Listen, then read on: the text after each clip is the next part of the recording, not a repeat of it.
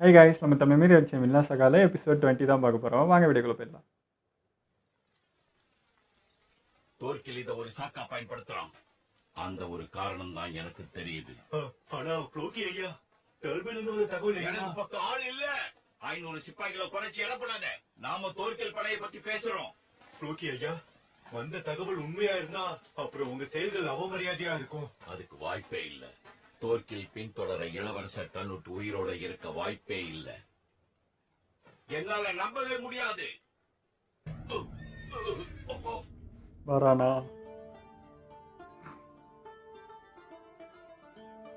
என்ன ஃப்ளோக்கி, சண்டைக்கு வரியா? உங்களோட நான் சண்டை போடுறேன். உணர்ச்சி வசப்படாத தார்க்க. நான் திரும்பி வர செய்தியை உனக்கு தெரிவிக்க பல நாட்களுக்கு முன்னாடியே தூத அனுப்பியிருந்தேன் நினைக்கிறேன் ஃப்ளோக்கி. ஈட்டியும் கையுமா வரவேற்பியா? இல்ல, நிச்சயமா இல்ல. அந்த மாதிரி ஒண்ணும் கிடையாது. ஆஸ்கலாட், நீ எதுக்கு இங்க இருக்க? உனக்கு என்ன காது செவிடிச்சா என்ன? டென்மார்க் அரசு குடும்பத்தை சேர்ந்த ஒருத்தன் வந்திருக்க. நீ எனக்கு எதிராவே அம்பு விட போறியா என்ன? இல்ல, ஒரு தகவல் வந்துச்சு. அதான் எதிரிங்க படைங்க தாக்க வரதா யோம்ஸ் வைக்கிங்ஸுக்கு தகவல் வந்தது. என்ன மன்னிச்சிடுங்க, தவறா நினைக்க வேண்டாம். அரசர்கிட்ட போய் இன்னைக்கு சாயங்காலம் நான் அவரோட அரசவையில இருப்பேன்னு சொல்ல. ஒழுங்கா சொல்லணும்.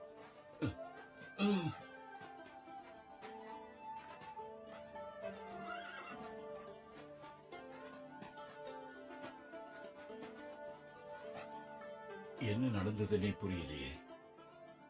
மொத்தமா ஆளே மாறி போய் வந்திருக்காரு.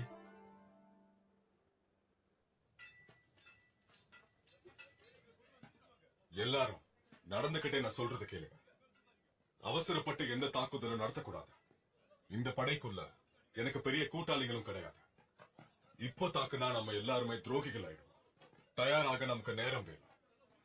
தார்க்கியல், ஒரு தடவை நீ உங்களுக்கு துரோகம் பண்ணிட்ட. ஆனா வீரர்களுக்கு நடுவுல இப்பவும் நீ பிரபலம். எல்லா இன தலைவர்களோட நீ நேரத்தை செலவழி. அவங்களோட நட்புறவா இருந்துக்கும். அதாவது நான் போய் எவ்வளவு வேணா குடிக்கலாம், அதுக்கு நீ காசு கொடுத்துருவியா? மத்த தலைவர்களையும் சேர்த்துக்கோன்னு சொல்றேன். போ. இதை விட பிரமாதமான கட்டளை வேற என்ன இருக்க முடியும்? ஒன்ன நான் பின்தொடர எடுத்த முடிவு நல்ல முடிவு. வா போலாம், வா. ஆஸ்கலாட், அரசரை பார்க்க நீ ஏன் கூட வா. அவரை பத்தி நீ என்ன நினைக்கிறன்னு எனக்கு தெரியணும். புரியுது. அப்புறம் எதிர்காலத்தை பத்தி, எப்படி சாதிக்கணும்ன்றத பத்தி புரியுது. குறுகிய காலம்னா கொலை பண்றதுதான் ஒரே வழி. கூட ஹெரால்டு ரொம்ப தூரத்துல டென்மார்க்ல இருக்காரு. இது ஒரு நல்ல வாய்ப்பு. இந்த நேரத்துல அரசர் உயிர் இழந்துட்டா இங்கிலாந்து படையோட மொத்த பொறுப்பும் உங்க கைக்கு வந்து சேர்ந்துரும். ஆனா நாம அப்படி பண்ணா அதுக்கு காரணமானவங்களை மறைச்சு வைக்கணும்.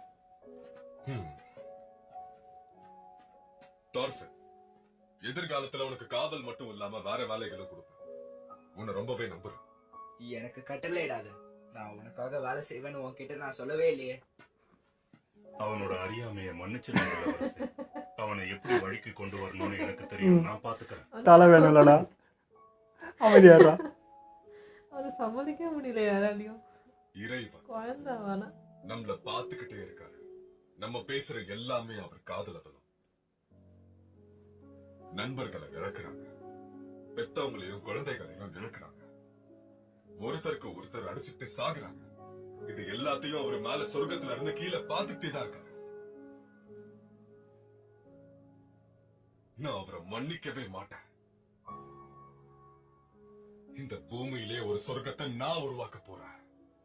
அமைதியான செழிப்பான ஒரு நிலம். வாழ்க்கையில அவஸ்தைப்படுற எல்லாருக்குமே அது ஒரு சொர்க்க பூமியா இருக்கும். ஒரு தலைமுறையில என்னால அதை சாதிக்க முடியுமான்னு தெரியல. ஆனா முதல் அடியை நான் எடுத்து வைக்க போறேன். அதுக்கான அடிக்கல நான் நாட்ட போறேன். இறைவன் நிச்சயமா மனம் குளிர்ந்து என்ன தன் பக்கம் உட்கார வச்சு பாருங்க நம்புறேன். ஆனா அந்த நேரத்துல அவருக்கு நான் பதில் சொல்லுவேன். உங்க சொர்க்கமோ தீர்ப்போ எங்களுக்கு தேவை கிடையாது. எங்க சொர்க்கம் நான் பூமியிலே இருக்குன்னு சொல்லுவேன். கடவுளுக்கே போட்டி. எதையெல்லாம் இழந்தோமோ அதை எல்லாத்தையும் திரும்ப அடைய போறோம். அதுக்காக சாத்தானா மாறவும் நான் தயார். ரொம்ப கஷ்டம், ரொம்ப அதுக்கு கஷ்டமான நான் ஒரு கொள்கை. உறுதுணையா இருப்பேன் இளவரசி.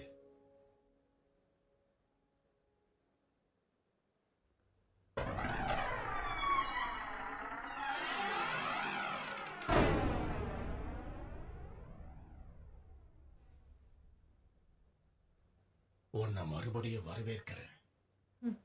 சந்தோஷமா இருக்கு கனோட். உங்க அப்ப பார்த்து அன்பான மாதிரி இல்லை. வார்த்தைகளுக்கு நன்றி. என்கிட்ட நீங்க ஒப்படைச்ச சிப்பாய்களை இழந்துட்டு வந்து நான் நிக்கிறேன். உங்க வார்த்தைகள் தான் எனக்கு பெருசு. ஏன் கிட்ட வா மகனே. இருங்க இளவரசி.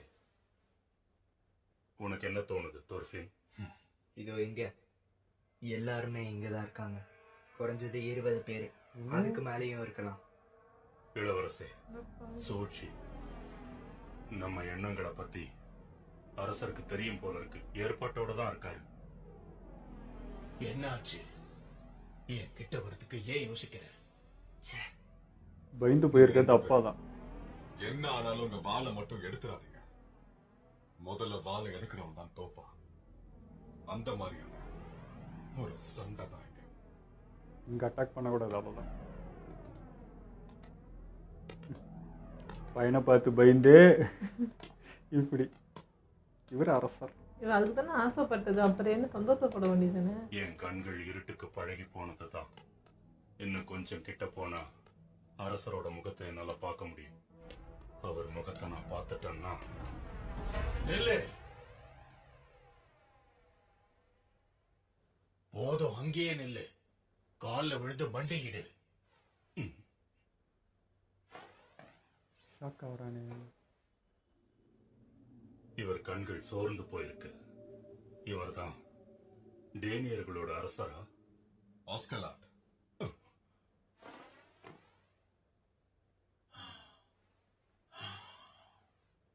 ராக்னருக்கு என்னாச்சுன்னு சொல்லுங்க. அவன் எதுக்காக கூட வரல? இறந்து போயிட்டாங்க மாஷியா பிராங்கியத்துல. அப்படியா? எனக்கு ரொம்ப வருத்தமா இருக்கு. வாழ்நாள் முழுக்க ஒரு நல்ல விசுவாசியா இருந்தான்.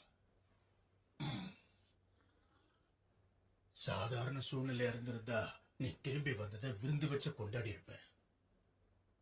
இருந்தாலும் நான் உன்கிட்ட ஒரு தடவையாவது மனசு விட்டு பேசணும்னு மனசார ஆசைப்பட்டேன். கனோட், நீ மட்டும் எழுந்துரு.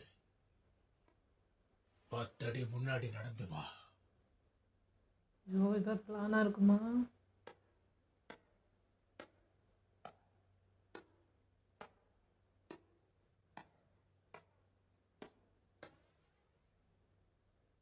ஓ, இந்த குறுகிய காலகட்டத்திலேயே உன்னோட முகம் ரொம்பவே மாறி போச்சு. கண்ணை சின்ன பார்க்குறேன். வயசுல என்ன பார்த்த மாதிரியே இருக்கு. அப்படின்னா என் மனசுல என்ன இருக்குன்றதும் இந்நேரத்துக்கு உங்களுக்கு புரிஞ்சிருக்கும்னு நினைக்கிறேன். என்கிட்ட பிரச்சனை பண்றதுக்குன்னே வந்திருக்கான். நீ என்ன மாதிரி அவனை எதிர்பார்க்கவே இல்லை, அதுவும் இந்த சூழ்நிலையில. குழந்தைங்க பெத்தவங்கள பார்த்துதான் வளர்றாங்க, கத்துக்கிறாங்க. அது சகஜம். அதுக்காக உங்க மேல பழி போடல. பல காலத்துக்கு முன்னாடி சின்ன வயசுல இந்த நாட்டோட அரசரான எங்க அப்பாவை அடிச்சு நாட்டை விட்டு துரத்திட்டு இந்த மகுடத்தை நான் சூட்டிக்கிட்டேன். அடப்பாவி. இந்த ராஜ்யத்துக்கு அதுதான் சிறப்பான காரியமா இருக்கும்னு எனக்கு அப்ப தோணுச்சு. ஏன்னா அந்த அரசர் கொடூரமானவனா மட்டும் இல்ல, கோழையாவும் இருந்தான். மாசமா இதான் அவன பண்ணுவீங்க. மாதிரி ஒருத்த மகுடம் சுட்டி உட்கார்ந்து இருந்தா உலகமே கலவரத்துல முழுகி போயிடும். இத்தனை காவலர்களுக்கு நடுவுல எப்படி இதை சொல்றாரு இவரு? வாய மூடு, காதுல விழுந்துற போகுது. பாசாங்குகளை தொடர வேண்டாம்னு முடிவு பண்ணிட்டியா இளவரசே? உன்னை சுத்தி எதிரிங்க இருக்காங்கங்கறத நீ மறந்துடாத. நான் பெருசா எதுவோ சாதிச்சிருக்கேன், இன்னும் பெருசா சாதிக்க முடியும்னு நான் நினைச்சேன். இந்த மகுடத்தை சூட்டிக்கிற வரைக்கும்.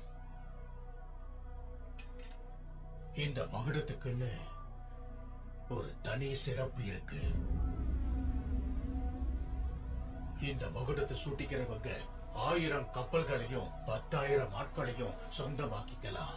தூர தேசத்துல இருந்து எவ்வளவு வேணாலும் புதையலை எடுக்கலாம். கடவுளுடைய சக்தியே உன் கைகளுக்கு கிடைச்ச மாதிரி இருக்கும். என்ன இருந்தாலும் இளவரசர் கனூட் இந்த சக்தியை பயன்படுத்துறது அரசர் கிடையாது. மகுடத்தோட விருப்பம் தான் சக்தியை பயன்படுத்துது. அப்படின்னா இந்த மகுடம் தான் உங்களுக்கு கட்டளை இட்டதா? என்ன கொலை பண்ண சொல்லுங்க. இந்த மகுடம் அரசருக்கு 2 விதமான கட்டளையை விதிக்கும். சக்தியை பயன்படுத்துன்னு சொல்லும், சக்தியை அதிகமாக்கிக்கன்னு சொல்லும். எதிர்த்து பிரயோஜனமே இல்லை. நீ மகுடத்துக்கு தேவையே இல்லை கனூட் இளவரசி. ஏய்,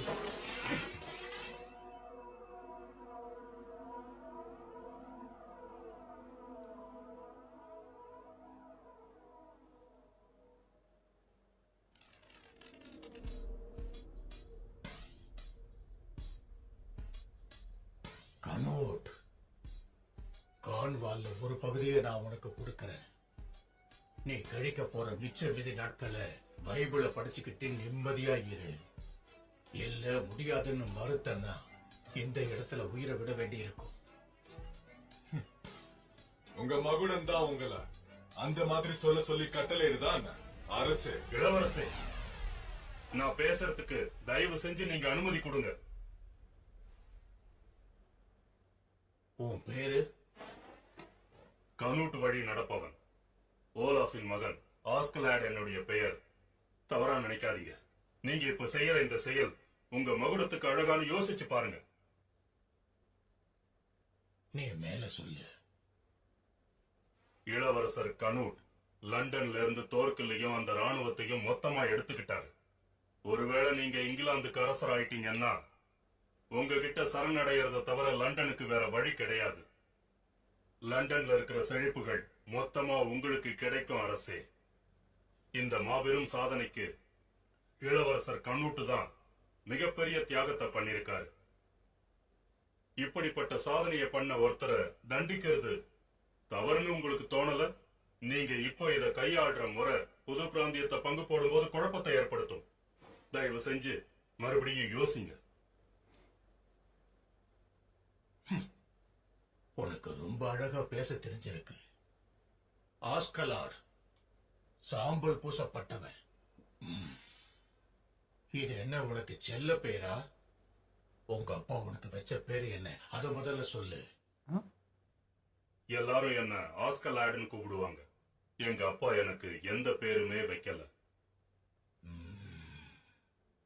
அப்போ எவனுக்கோ பிறந்தவனா இருப்ப, இல்ல அவனோட அடிமைக்கு பிறந்த பிள்ளையா இருப்ப. கொலை வெறி.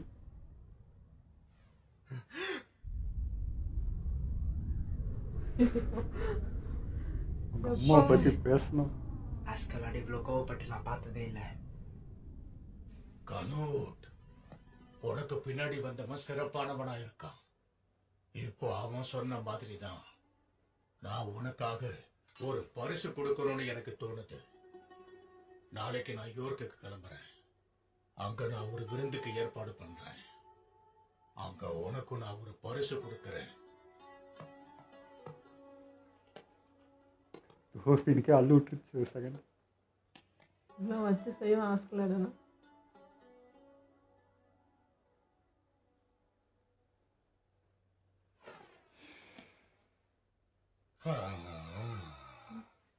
இப்போ என்னோட ரத்தம் உறைஞ்சு போச்சு இளவரசே. எதுக்காக அவ்வளோ கவலைப்படுற? உனக்கு தான் ஏற்கனவே தெரியும்ல, அரசருக்கு என்ன கொள்றதுக்கு இப்ப சரியான காரணங்கள் அவர் கிடைக்கல. அவரை எல்லாரும் புத்திசாலி அரசர்னு சொல்லுவாங்க. நம்ம ஏடா கூடமா ஏதாவது பண்ணாத வரைக்கும் அரசருக்கு கீழே நம்ம பாதுகாப்பாவே இருக்க முடியும். இப்போ நீங்க அவரை தூண்டுனீங்களே, அந்த மாதிரி தூண்டாம இருந்தாலே அவர் அமைதியா இருப்பாருங்கிறீங்களா? இதெல்லாம் ஒரு தூண்டுதலா? ஸ்வெயின் அரசர் அவர் அணிஞ்சிருக்க மகுடத்துக்கு அடிமை. தரப்படக்கூடாதுன்னு நினைப்பாரு. அதை எப்படி பயன்படுத்தணும்னு நான் அவருக்கு சொல்லிக் கொடுப்பேன். அந்த ஆஸ்கலாட் அவங்கிட்ட நான் கொஞ்சம் எச்சரிக்கையா இருக்கணும். யாருன்னா போட்டு தள்ளிட்டு கொண்டாடுங்க! யார் இளவரசர் கண்ணோட் நமக்கு விருந்து கொடுக்கிறாரு. இளவரசர் வாழ்க!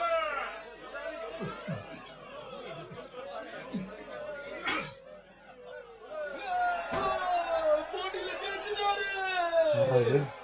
ஓய், நீ யாரு? நீ பாட்டுக்கு குடிச்சுக்கிட்டு இருக்க. நான் உன்னை பார்த்ததே இல்ல. உன்னை நான் இங்க கூப்பிடவே இல்ல. என்னோட பேரு வில்லிபால். என்ன மறந்துட்டீங்களா? ஏன்னா ஓ அவரா? தாடிய காணோம். இளமையா இருக்க. உன் வயசு என்ன? சின்ன பையன் 23 ஆகுது. 23 வயசா? சரி சரி. 40 வயசுல பேசியிருந்தாரு.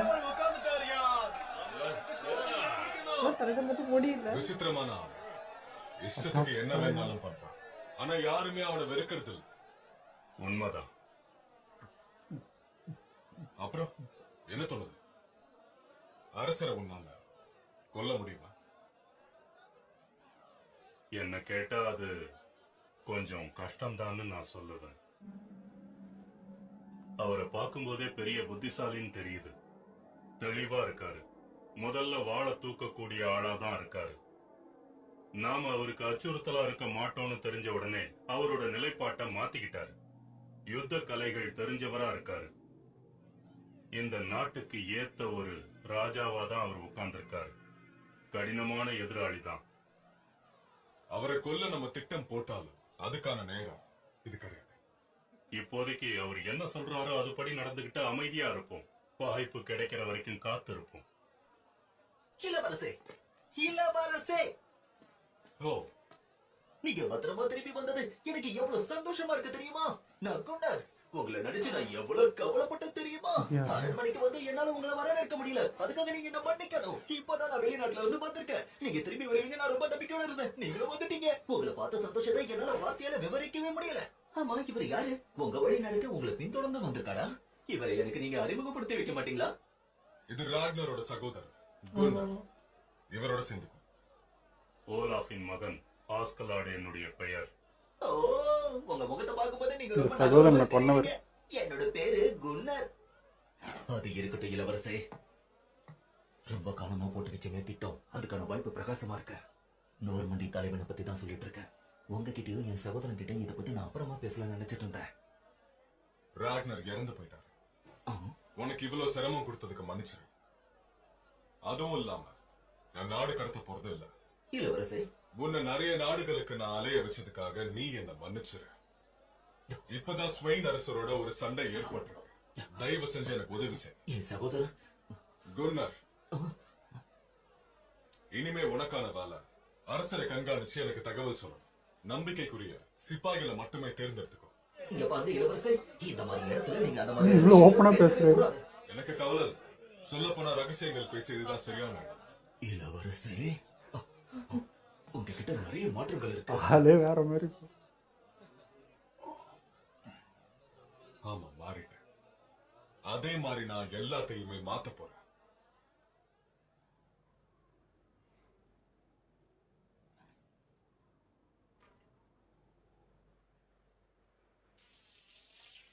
அந்த குன்னர் எதுக்கும் வேலைக்காக மாட்டான். அவன் சொல்ற மாதிரி எல்லாம் இளவரசருக்கு விசுவாசியாங்கிறது சந்தேகம்தான்.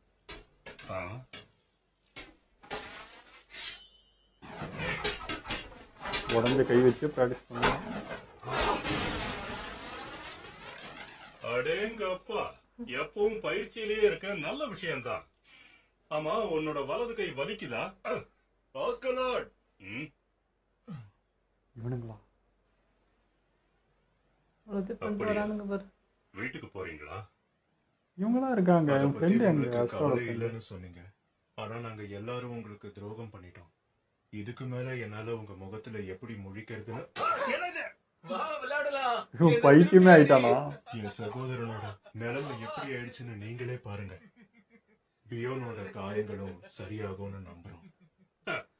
என்ன அட்லி இது? நீ எல்லாம் உன்னை வைக்கிங்னு சொல்லிக்கிறியா? இவ்வளவு நேர்மையானவன் எனக்காக வேலை செஞ்சிருக்காங்கிறத என்னால நம்பவே முடியல. பியான் ரொம்ப நாளைக்கு தாக்கு பிடிக்க மாட்டான். வயித்துல ஆழமா காயம் பட்டிருக்கு. இது சரி, என்னோட ஆட்கள்ல எனக்குன்னு இப்ப மிச்சம் இருக்கிறது தோர்ஃபின் மட்டும்தான். முதல்ல இருந்து ஆரம்பிக்க இது சரியான நேரம். அதுக்குன்னு பியான் அப்படியே விட்டுருவியா? கடையுமா? தங்கம் வாங்கிக்க. என்ன? எனக்கு அதெல்லாம் வேண்டாம். அதை எடுத்துக்கிற தகுதி எனக்கு இல்ல. வாங்கிக்கன்னு சொல்றேன்ல, வாங்கிக்க. ரொம்ப தூரம் பயணிக்க போற, கையில வச்சுக்க. நம்பலாமா? மன்னிச்சிருங்க. ரொம்ப உங்களுக்கு ரொம்ப நன்றி. அட, உங்களுக்கு என்னாச்சு? கொடுக்கறீங்களா கொடுக்கலையா? ஒழுங்கா சொல்லுங்க. ஒரே ஒரு நிபந்தனை, இனி வாழ்க்கையில வாழ எடுக்கவே கூடாது. வாழ் உனக்கு கொஞ்சம் கூட பொருந்தாது. ஆடு வளர்த்துக்க, கல்யாணம் பண்ணிக்க, குழந்தை பெத்துக்க, நிம்மதியா வாழ்ந்துட்டு செத்துப்போ. எதிர்காலத்துல ஒன்ன போர்க்களத்துல பார்த்தேன், அங்கேயே கொன்னுடுவேன். நீ என் பக்கம் இருந்தாலும் சரி. சரி, எனக்கு புரியுது. விட்டுறியா? முழுசா விட்டுருணும், அவ்வளோதான்.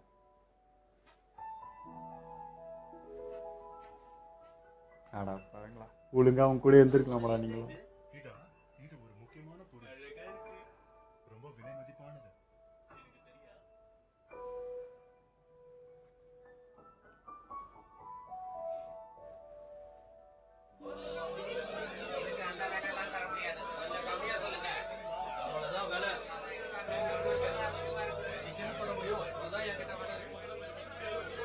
இவரு இன்னும் தேடிட்டு இருக்காரா? இந்த எபிசோட் சூப்பராக இருந்ததுங்க. ஆனால் வந்து எனக்கு ஃப்ளோக்கியை பார்க்குறப்போ அவனை ரியாக்ஷன் பார்க்குறப்போ குபி குபின்னு சிரிப்பு வந்தது. எதிரில் வந்து தோர்கில்னு ஒருத்தன் இருக்கான்றதே அவனுக்கு வந்து ஒரு என்ன சொல்ற, அந்த பயம் அவனுக்கு அப்படியே தான் இருக்குது. ஏன்னா மோதி இருக்கான், அவனை பற்றி நல்லாவே தெரியும். இவ்வளோ பெரிய படையை பின்னாடி வச்சிட்டு இருக்கான். ஆனால் அந்த 500 படைன்றது ஒன்று ப்ளஸ் அந்த தோர்கில்ன்ற அந்த ஒரு வார்த்தை வந்து அவனுக்கு அல்லு கிளம்ப வைக்குது. அவன் அவன் இருக்கான்றதே எதிரில் வந்துடுவானோன்றதே பயம். இப்போ பேசிகிட்டு இருக்கும்போது அரசர் கூட அதுவும் பின்னாடி அந்த உருவம் வருதுன்றப்போ அல்லு கிளம்பிச்சு அவனுக்கு. என்னடா நடக்குதுங்க, நம்ம போட்ட பிளானே வேறு, இங்கே வேற ஒரு நடந்துட்டுருக்கு, இங்கே நோக்கி வந்துட்டு இருக்காங்கன்றப்போ என்ன நடக்க போகுதுன்னு விஷயம் பதவிட்டான்.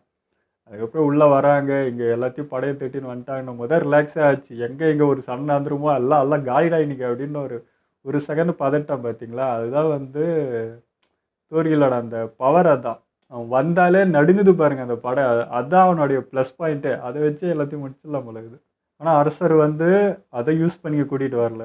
அவனால் இங்கே ஈஸியாக ஜெல்லாக முடியும். ஏன்னா ஏற்கனவே இங்கே இருக்கான், பழகி இருக்கான்றப்போ இந்த கூட்டத்தை கூட அசால்ட்டாக ஜெல்லாக முடியும். ஓகேப்பா நான் இவங்க கூட சேர்ந்துட்டேன் அப்படின்னா, இப்போ அரசர்கிட்ட வேலை செய்கிறேன் அப்படின்னா எல்லாருமே ஈஸியாக அவங்ககிட்ட மெஜ் ஆகிடுவாங்க. அதுவுமே அவனுக்கு ஒரு பவர் தான். எல்லாத்தையுமே சிரித்து பேசி அது சகஜமாக அவ்வளோ பெரிய உருவம் அப்படின்றது உள்ள கூட்டத்துக்குள்ளே இருந்தாலுமே அவனுக்குள்ள ஒரு குழந்தைத்தன்மை இருக்குது பாருங்க, அதை யூஸ் பண்ணிக்கிறான். ஸோ அரசர் வந்து அதையும் நோட் பண்ணியிருக்காருன்ற மாதிரி தான் இருந்துச்சு.